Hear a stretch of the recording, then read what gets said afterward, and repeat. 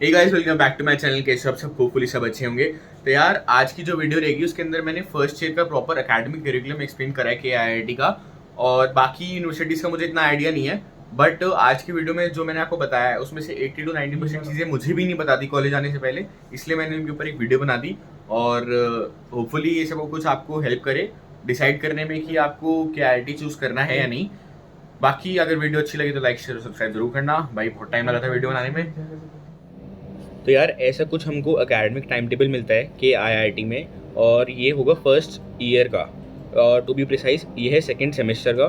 First semester का अलग था और स्कीम ए का है, अगर आपको देखो, क्योंकि इसमें सारे सेक्शन जो हैं वो A1 से लेके A35 तक हैं। स्कीम्स हैं फर्स्ट ईयर में ए और बी। जैसे आपको A1 से A35 सेक्शन दिख रहे हैं, ऐसे B1 से B35 सेक्शंस होते हैं। सबको पता है कि यार दो टाइमिंग्स होती हैं, एक होती है 8 to 2 और दूसरा होता है 11 to 6। आपके ऊपर डिपेंड नहीं करता कि आप कौन सी टाइमिंग में क्लास जाओगे। आपको फर्स्ट ईयर में एक सेक्शन अलॉट होता है और आपको उस टाइम टेबल के अकॉर्डिंग चलना पड़ेगा। अगर आप सुबह 8 बजे वाली क्लास में असाइन होते हो तो आपको वो करनी पड़ेगी। देयर इज़ नो ऑप्शन कि यार आप 11 बजे वाली में जा सकते हो। और अगर आपको 11 o'clock वाली क्लास असाइन होती है तो आपको फिर 11 बजे ही जाना है, तो अच्छी बात है। पर लेकिन एक मेजर फैक्ट जो है, अगर आप 11 बजे वाली क्लास में जाते हो तो ये है कि पूरा दिन क्लासेस में चला जाता है और आपको फ्री टाइम नहीं मिल पाता, कुछ सेल्फ स्टडी के लिए टाइम नहीं मिल पाता। क्योंकि अगर आप 11 से क्लास कर रहे हो तो आप 5 बजे तक तो क्लास ही करोगे और हॉस्टल में होगे आप 6 साढ़े 6 के आसपास। 7 बजे तक का आपका इन टाइम हो जाता है, तो आपको 7 बजे से पहले पहले आना ही होता है, नहीं तो फिर आपके ऊपर फाइन लग जाता है, विच इज़ अराउंड 700 रुपीज़। तो अब बात करते हैं टाइम टेबल की। तो इसमें सबसे पहले काफ़ी सारी एब्रिविएशंस हैं, जैसे TNNM हो गया, या आपका YHC हो गया, BETC हो गया। तो ये सारी एब्रिविएशंस का जो मीनिंग है वो नीचे लिखा है। जैसे कि आपका यहाँ लिखा है, TNNM stand from transforms and numerical methods, came for chemistry, ENG for English, BETC for basic electronics, social science elective, engineering elective 1, chemistry lab, engineering lab, workshop practice, communication lab, YHCP, yoga and human consciousness practice. Yes, आप में से जो 12 पास करके आ रहे हैं और physical education ली थी, उनका योगा भी पूरा नहीं हुआ, उनको यहाँ आकर भी एक सेमेस्टर योगा करना पड़ेगा। ठीक है। तो यार, इसके अंदर जो आपके सामने टाइम टेबल है, इसके अंदर सिर्फ 5 दिन का टाइम टेबल है। Monday, Tuesday, Wednesday, Thursday and Friday. But जब मैं सेमेस्टर 1 में था तो सैटरडे भी टाइम टेबल में था, क्योंकि कोर्स ज़्यादा था और टाइम कम था। हमारा सेशन स्टार्ट हुआ था मेन अक्टूबर से और ख़त्म हो गया जनवरी में, तो that only gives us 4 months। और जबकि एक स्टैंडर्ड सेशन होता है 5 या 5.5 महीनों का, तो इसलिए हमारा सैटरडे वर्किंग था। But in case of second semester हमारे पास इनफ टाइम है कोर्स पूरा करने का, इसलिए सैटरडे वर्किंग नहीं है इस केस में। अच्छा, इसमें आप देखोगे कि अगर आप 11 to 5 वाली क्लासेस में हो तो आपको रोज़ सुबह 11 बजे से 5 बजे तक क्लास करनी पड़ रही है सेकंड सेमेस्टर में। लेकिन ये देखो, इसमें जैसे कि सपोज़ आपका 11:20 पे क्लास स्टार्ट हो रही है और 5 बजे क्लास ख़त्म हो रही है। आप देख सकते हो हाईलाइटेड सेक्शन में। ऑफ कोर्स बीच में 1.5 आवर का ब्रेक होगा, पर क्लास ख़त्म हो रही है 5 बजे। बट जिस दिन सैटरडे वर्किंग था, यानी कि सेमेस्टर 1 में जब सैटरडे वर्किंग था, तो ये जो क्लास थी वो ऑल्टरनेट डेज पे होती थी। मतलब 1 to 120 तक क्लास होती थी, बट जो 3 to 5 की या 3 to 6 की क्लास है वो ऑल्टरनेट डेज पे होती थी, ना कि रेगुलरली। अब आ जाते हैं यार क्या होता है। सो दीज आपको सबसे पहले टाइम टेबल में क्या दिया होता है, आपका सेक्शन आपको पता होगा, आपका मेंटर आपको कॉन्टैक्ट करेगा, आपको ग्रुप में डालेगा, then they allot you a section. उसमें फिर आपको अपना section, suppose my section is A13, इसके अंदर आपको सुबह 6:30 to 7:30 दैट यस मॉर्निंग में 6:30 to 7:30 YHCP योगा प्रैक्टिकल होगा। योगा के लिए आपको कैंपस 13 के इंडोर स्टेडियम में जाना पड़ता है और आपको वहाँ योगा करना पड़ता है। Of course there is a tutor.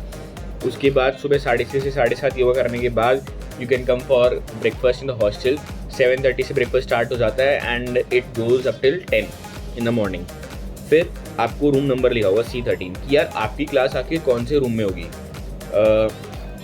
इस केस के अंदर 7:30 तक आपका योगा है, आपको मिलता है हाफ एन आवर, आप ब्रेकफास्ट करो, रेडी हो, और उसके बाद 8 बजे से आपकी क्लास है। इंजीनियरिंग इलेक्टिव 1, यार अगर आपने मेरी ये वाली वीडियो देखी है, आपको आई का बटन दिख गया होगा, अगर आपने ये वाली वीडियो देखी है तो आपको पता होगा इलेक्टिव सब्जेक्ट्स क्या हैं। मेरा बैच पहला बैच है जहाँ इलेक्टिव सब्जेक्ट चूज़ करने का ऑप्शन दिया गया है। 4 इलेक्टिव सब्जेक्ट्स होते हैं, engineering elective 1, engineering elective 2, social science elective and science elective. तो ऑफ कोर्स 2 सेमेस्टर हैं, तो आपको हर एक सेमेस्टर में 2 सब्जेक्ट चूज़ करने पड़ते हैं। तो अभी मेरा जैसे स्कीम ए है, इसमें इंजीनियरिंग इलेक्टिव 1 है। जब मेरा फर्स्ट सेमेस्टर था उसके अंदर इंजीनियरिंग इलेक्टिव 2 था। BE stands for basic electrical engineering, और जो साइड में 09 है वो लिखा है सेक्शन नंबर। जो बच्चे बेसिक इलेक्ट्रिकल इंजीनियरिंग अपना इलेक्टिव सब्जेक्ट चूज़ करते हैं तो उनको अलग से सेक्शंस में सेग्रीगेट कर दिया जाता है, and 09 is one of that section. तो जो बच्चे BE 09 में है उनकी क्लास मंडे को होगी, और रूम नंबर C14 है। अच्छा यार, C14 कौन सा रूम नंबर है, आपको कहाँ मिलेगा? वो आपका नीचे एब्रीविएशन पर लिखा होता है। जैसे कि C14 हम देख रहे थे, तो C14 lies between C13 to C23, तो ये कैंपस 3 में होगा, और campus 3 is the nearest campus to KIIT boys hostel KP7, which is the hostel for first years. और इसके बाद ये तो होगी आपकी सुबह मॉर्निंग में 8 to 9 की क्लास। देन आपको छोटा सा ब्रेक मिलता है। मैं एग्जाम्पल ले रहा था A13 का, तो 9 to 9:20 there is a small break, आप देख सकते हो। 9:20 से आपकी क्लास स्टार्ट हो जाती है, 10:20 तक केमिस्ट्री है, 10:20 से 11:20 आपका मैथमेटिक्स है। T&M is the subject name, और इसको अगर सिंपल वर्ड्स में कहेंगे इट इज़ अ मैथ्स। 11:20 से 12 तक आपका ब्रेक होता है, 40 मिनट्स का ब्रेक, एंड देन 12 से 2 तक आपका केमिस्ट्री लैब है। बस की क्लास सुबह 6:30 स्टार्ट हुई और आफ्टरनून में 2 बजे ख़त्म हो गई। पर डरो मत भाई, योगा रोज़ नहीं होती, हफ्ते में सिर्फ एक दिन योगा होती है। अगर मैं A13 का आपको ट्यूसडे का टाइम टेबल दिखाऊं तो देखो, A13 है, कोई योगा नहीं है, 6:30 से 7:30 का स्लॉट नीटली एम्प्टी है। There is a room number written. Morning में 8 से आपका इलेक्टिव स्टार्ट हो जाता है, EM मतलब इंजीनियरिंग मैकेनिक्स, सेक्शन लिखा हुआ 03, C14 में आपकी क्लास होगी, again that lies in campus 3। 9:20 से आपकी क्लासेस स्टार्ट हो जाती है मैथमेटिक्स की, 9:20 टू 10:20 मैथ्स, 10:20 टू 11:20 केमिस्ट्री। अब यहाँ ब्रेक नहीं मिलेगा। 11:20 से 12:20 इंग्लिश, 12:20 से 1:20 BETC, बट 1:20 पे you are done for the entire day. आपका पूरा दिन की क्लासेस ख़त्म है 1:20 पे। वहीं अगर आप ले लेते हो 11 to 5 वाला ग्रुप, आज जैसे वेडनेसडे है और हम लेते हैं 11 to 5 वाला group, suppose I study 8:27 now 8:27 में यार सुबह पहले 6:30 to 7:30 होगा, यस, जो वीक में एक बार होती है। देन 7:30 से you are completely free till 10 पे आपका इलेक्टिव है। डिपेंड्स कि आपका उस दिन इलेक्टिव है या नहीं है। हफ्ते में 4 दिन इलेक्टिव क्लासेस होती हैं, वर्किंग डेज होते हैं 5, पर इलेक्टिव क्लासेस होती हैं 4 दिन, 2 दिन एक सब्जेक्ट, 2 दिन दूसरा सब्जेक्ट, ऑल्टरनेट में। सपोज मेरा कोई इलेक्टिव नहीं है आज, तो my class would start at around 11:20, but क्योंकि मैं 8:27 में पढ़ रहा हूँ तो मेरी क्लास स्टार्ट होगी आज 12 पे। मेरी क्लास स्टार्ट होगी आज 12 पे। 12 to 2 मेरा इंजीनियरिंग लैब है। Then I get a break, 2 से 3 का ब्रेक है। 3 बजे से दोबारा 3 से 4 मेरी मैथ्स की क्लास, 4 से 5 मेरी केमिस्ट्री क्लास, और सेक्शन C19 दोबारा कैंपस 3 में लाई करता है। तो that is the schedule for the sections which have the classes from 11 AM to 5 PM। यार जैसे कि यहाँ आपका BETC लिखा है, तो BETC stands for basic electronics, और आप पूछोगे यार सब्जेक्ट में क्या होता है। Basic electronics is nothing but जो आपने 12th में सेमीकंडक्टर वगैरह पढ़ा था वही सब होता है। सेमीकंडक्टर और ट्रांजिस्टर, ट्रांसफार्मर वगैरह वही, मतलब बेसिक नहीं होता बहुत, पर थोड़ा बहुत एडवांस लेवल होता है 12th से। और आपका सबसे मेन जो होता है वो होता है इंजीनियरिंग लैब। डाउट रहता है कि इंजीनियरिंग लैब क्या होता है और वर्कशॉप प्रोग्रामिंग क्या रहता है। यार इंजीनियरिंग लैब ना एक्चुअली 2 सब्जेक्ट्स हैं। एक होता है आपका इलेक्टिव सब्जेक्ट, एक लैब डिपेंड करता है आपका इलेक्टिव सब्जेक्ट पर, और जो दूसरा होता है वो होता है एक BETC लैब। यहाँ आप BTC थ्योरी पढ़ते हो, और इसका एक लैब भी होता है। तो जब मिड सेमेस्टर एग्जामिनेशन होते हैं जो कि 20 मार्क्स के होते हैं, उससे पहले आपका इलेक्टिव सब्जेक्ट का लैब होता है, और उसके बाद आपका बेसिक इलेक्ट्रॉनिक्स का लैब होता है मिड सेमेस्टर के बाद, या वाइस वर्सा। तो अब suppose my elective subject is basic civil engineering, तो यार मेरे को बताएंगे यार कि यार हाउ टू डू सर्वेइंग, या how to do sieve analysis, जो कि आपको नहीं पता होगा लेकिन ऐसा कुछ होता है। और बेसिक इलेक्ट्रॉनिक्स के अंदर आपको कनेक्शंस बनाना सिखाएंगे, जेके फ्लिप फ्लॉप वगैरह। आपको उस बारे में पता नहीं होगा लेकिन it's something to do with electronics. Second आता है वर्कशॉप। यार वर्कशॉप ना एक ऐसी चीज़ होती है जो किसी ने एज्यूम ही नहीं करी थी कि मैं फर्स्ट ईयर में आके करूँगा, but it is again mandatory for first year. और ये खाली के IIT में नहीं, इंडिया में पैन इंडिया जितने भी कॉलेजेस हैं, फर्स्ट ईयर ही अगर आप इंजीनियरिंग में एनरोल कर रखा है आपने तो आपको ये करना ही होता है। टू बी फ्रैंक, सही में मजदूरों वाला काम करना पड़ता है, पर ठीक है। आपको अलग अलग टाइप्स की जॉब दी जाएंगी, वहाँ मशीन्स होंगी, इंस्ट्रूमेंट्स होंगे। सपोज आप सबने वेल्डिंग का नाम सुना होगा, अगर आपने कभी नॉर्मल मार्केट वगैरह घूमा है अपने आसपास का लोहा मंडी वगैरह, तो वहाँ आपको देखते हो वेल्डिंग हो रही होती है। तो ऐसा ही कुछ काम होता है, उसके अंदर 4 प्रोजेक्ट्स होते हैं, welding, fitting, turning, sheet metal. तो ऐसे 3-4 जॉब्स होती हैं, वो आपको करनी पड़ती हैं। वेल्डिंग के अंदर आपको एक मेटल पीस देंगे, आपको काटना होगा, फिर वेल्ड करना होगा। उसके बाद दूसरी जॉब के अंदर जैसे शीट मेटल है, आपको एक प्लेन मेटल शीट दे देंगे, आपको उसका एक बॉक्स बनाना होगा। इस टाइप का ये काम वर्कशॉप के अंदर होता है। और एक जॉब को, यानी कि एक मेटल बॉक्स को बनाने में आपको अप्रॉक्सीमेटली 3 हफ्तों का टाइम लगता है, क्योंकि वीक में सिर्फ एक बार वर्कशॉप की क्लास होती है, यानी कि 3 वर्कशॉप की क्लासेस आपकी लगती हैं एक जॉब में। और ये पूरा जो वर्कशॉप का प्रोग्राम है जो आपके एक सेमेस्टर में है, वो आपका ख़त्म होता है 4 जॉब्स के साथ और 12 वीक्स में, यानी कि अप्रॉक्सीमेटली 3 महीने आपकी वर्कशॉप चलती है। उसके बाद वर्कशॉप, इंजीनियरिंग लैब और केमिस्ट्री लैब, ये तीनों आपकी लैब्स हैं और दे हैव क्रेडिट्स। अगर आपको क्रेडिट्स का मतलब नहीं पता तो यार ये बताता हूँ कि क्रेडिट्स डिसाइड करता है कि आपको कितनी CGPA मिलती है, मतलब किसी सब्जेक्ट की कितनी इंपॉर्टेंस है। सपोज मैथ्स के क्रेडिट सबसे ज़्यादा है, इट मीन्स कि मैथ्स की इंपॉर्टेंस सबसे ज़्यादा है। और इंजीनियरिंग लैब्स और ये केमिस्ट्री लैब वगैरह, इन सब का एक क्रेडिट होता है। ऑफकोर्स फर्स्ट सेमेस्टर में या सेकंड सेमेस्टर में आप C लैंग्वेज पढ़ोगे, कंप्यूटर लैब होगा, उसके 4 क्रेडिट्स होते हैं, which is equivalent to the credits number of credits which maths have. तो computer lab is a very important lab. Labs की बहुत ज़्यादा इंपॉर्टेंस होती है, तो लैब्स को आप हवा में मत लेना। एक और यूनिक बात है यार, लैब्स ख़त्म होती हैं आपकी 2-3 महीने में, आपकी सारी लैब्स ख़त्म हो जाती हैं ऑलमोस्ट। और जब आपके एंड सेमेस्टर के एग्ज़ाम्स होंगे, उससे पहले छोटा सा एक एग्ज़ाम होता है हर लैब का, जिसको हम कहते हैं सेशनल्स। यार सेशनल्स ना वैसे सुनने में यार कुछ खास लगते नहीं है, पर जब सेशनल होता है तो सबकी लग जाती है। तो सपोज आपका केमिस्ट्री लैब है, तो केमिस्ट्री लैब में आपको एक मैनुअल मिलेगी जिसके अंदर सारे एक्सपेरिमेंट्स लिखे होंगे जो आपने परफॉर्म किए होंगे।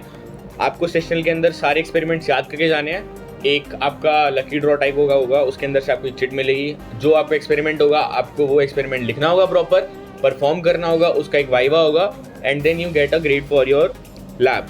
तो ये सब कुछ होता है सेशनल में। उसके बाद जो आपका मेन एग्ज़ाम होते हैं, थ्योरी एग्ज़ाम्स, वो डिवाइड होते हैं 20, 30, 50 में। 20 marks is the mid semester, 20 marks goes for the mid semester exams, 50 goes for the end semester exams, while 30 are the internal marks, जो आपकी बीच में क्विजेज होंगी और आपका अटेंडेंस वगैरह सब पे, वो टोटली टीचर के हाथ में है। वो 30 मार्क्स टीचर पे डिपेंड करते हैं और आपकी इंटरनल परफॉर्मेंस पे। प्लस एक चीज़ और है कि कॉलेज में आके ना स्टार्टिंग में बोलते हैं यार सब 75%, हमें लगता है यार स्कूल में हम इतने डिसेंट बच्चे थे, 90%, 100% ऐसी अटेंडेंस रहती थी, तो यार कॉलेज में क्लासेस मिस क्यों करेंगे। यार जब मैं आया था तो मेरे को भी यही लगता था, पर भाई 75% अटेंडेंस मेंटेन करना, अगर आप कॉलेज में आए और 2-3 महीने आप रह लिए हो ना, आपको पता चल जाएगा कितना बड़ा टास्क है 75% अटेंडेंस मेंटेन करना। सुबह सुबह आपकी 8 बजे क्लास होगी और आपके दोस्त आपको 3 बजे तक सोने नहीं देंगे ना, उसके बाद सुबह सुबह उठ के क्लास जाना, भाई बहुत बड़ा टास्क होता है। तो 75% अटेंडेंस मेंटेन करना मैंडेटरी है, और अगर आप 75% अटेंडेंस मेंटेन नहीं करते तो आपको डी बार कर देते हैं। डी बार यहाँ डी बार बोला जाता है, बट सेमेस्टर 1 में हमारे यहाँ लीनियंसी शो कर दी थी, कहा था कि यार टाइम पीरियड बहुत कम था तो 75% मेंटेन करना क्वाइट डिफिकल्ट था, इसलिए हमको फर्स्ट सेमेस्टर में छोड़ दिया था, बट सेकंड सेमेस्टर में नहीं छोड़ रहे। तो 75% मेंटेन करना ज़रूरी है। और ये था हमारा मेन टाइम टेबल का। प्लस एक चीज़ और है यार, KIIT में ना एक SAP पोर्टल है, स्टूडेंट एक्सेस पोर्टल। भाई स्टार्टिंग में हमको लगा कि यार कोई नॉर्मल चीज़ है, पर उसके अंदर ना अटेंडेंस रिकॉर्ड होती है और आपको भी हाँ कोई दिक्कत नहीं है, अटेंडेंस चेक कर लेंगे बार बार। अगर आपने कोई भी क्लास 3 कॉन्सिक्यूटिव क्लासेस आपने नहीं करी किसी भी सब्जेक्ट की तो आपके घर वालों के पास मिल जाती है, फिर आपके घर से फ़ोन आता है और फिर आपको बहुत कुछ सुनना पड़ता है। तो यार इससे अच्छा है कि क्लास करो और 3 क्लास मिस मत करना। जब 2 क्लास मिस हो तो तीसरी कर लेना, फिर दोबारा 2 छोड़ देना, पर ऑफकोर्स 75% भी मेंटेन कर लेना, पर घर वालों के पास मिलना जाए ऐसा काम करना।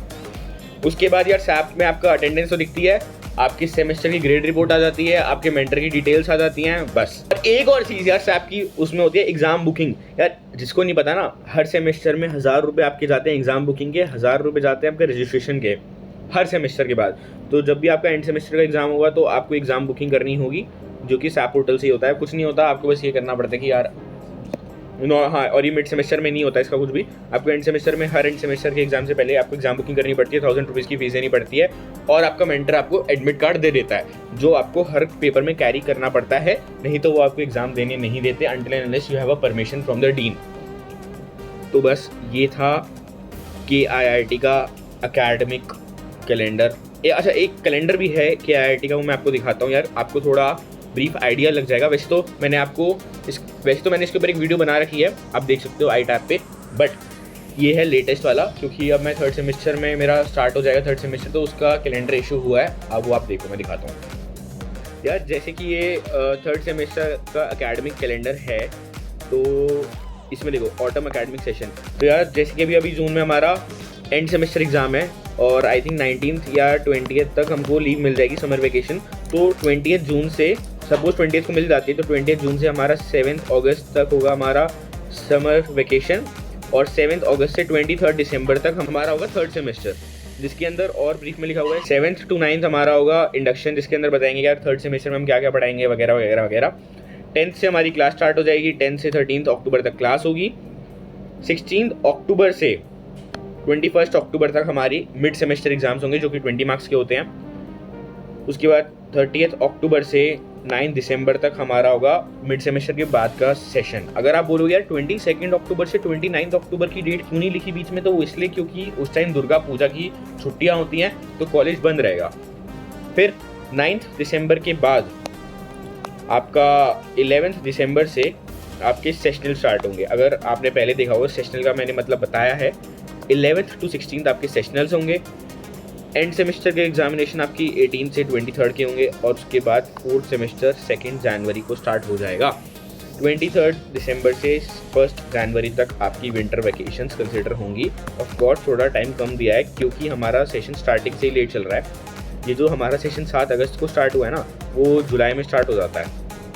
1 महीने का डिले है, यहाँ हमको 10 से 15 दिन की वैकेशन कम मिली है, क्योंकि जनरली 10 से 12 तारीख तक हमारे 3rd सेमेस्टर खत्म हो जाता है, 10 से 12 दिसंबर। उसके बाद नीचे पॉइंट लिखा है 2nd Saturday of each month. ये मैंने आपको नहीं बताया, लेकिन मैंने पहले वीडियोस में बता रखा है कि यार आपका जो ट्यूटर होता है, उस ट्यूटर मेंटर जो होता है, उसके साथ आपकी मीटिंग होती है हर 2nd Saturday of each month. और faculty members may use any other Saturday to conduct course. अगर आपका कोई क्लास, एक्स्ट्रा क्लास वगैरह ऑर्गेनाइज करानी है किसी फैकल्टी मेंबर को, तो वो 2nd सैटरडे को छोड़ के कोई और सैटरडे यूज़ कर सकता है, नहीं तो आपका वैसे ऑफ ही रहेगा।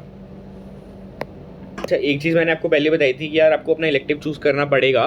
तो यार अगर कोई नया प्रोडक्ट लॉन्च होता है तो उसके चांसेस आउट ऑफ स्टॉक जाने के बहुत जल्दी होते हैं, तो आप बहुत जल्दी ऑर्डर कर देते हो।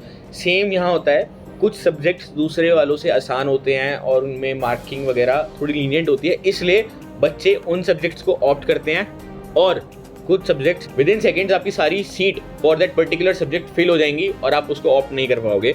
तो इस चीज़ का ध्यान रखना, सैप पर हमारी इलेक्टिव सब्जेक्ट्स की बुकिंग होती है, और आप टाइम से बैठना अगर आप कभी बुकिंग करो, क्योंकि these are very important.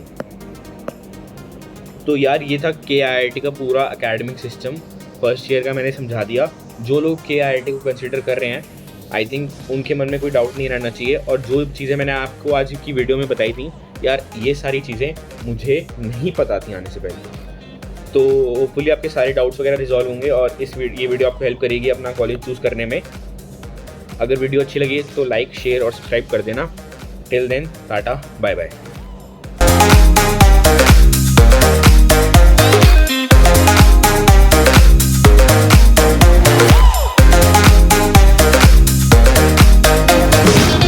Video देखो।